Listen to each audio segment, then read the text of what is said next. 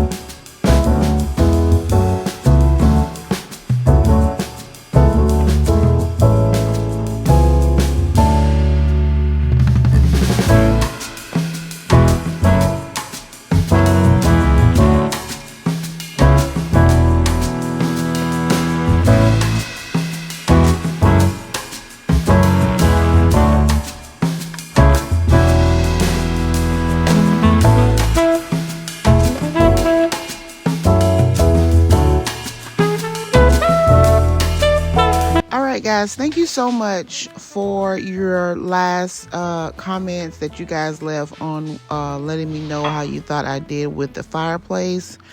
So now that I have completed that task of spray painting the fireplace, now I'm getting ready to start playing around with pieces that I already have in my home. I have learned through many years ago that it is best to shop your home first before you go out and start purchasing new things, because everything can look totally different and it's in a different space in your home. So what I'm doing now is just playing with different heights, playing with different photo albums, and it's just something about pictures in my home. I know a lot of times you see here on YouTube where people are not really putting pictures on their walls and pictures around their house. Well, I kind of don't want to do that type of trend, because I actually enjoy looking at my babies, looking at my family and friends around my home, because it gives me a sense of peace to see my family, seeing my community, people that I love daily, looking at the children when they were younger. You know, I love my babies, and I just love to reminisce on seeing how they used to look when they were younger, and looking at them now. They're basically grown men, and looking at where my husband and I have come from as far as when we first got married. So I think pictures add a real nice touch to your home. And I choose to add pictures to my home. But anyways, right here you see me adding some books that I already had.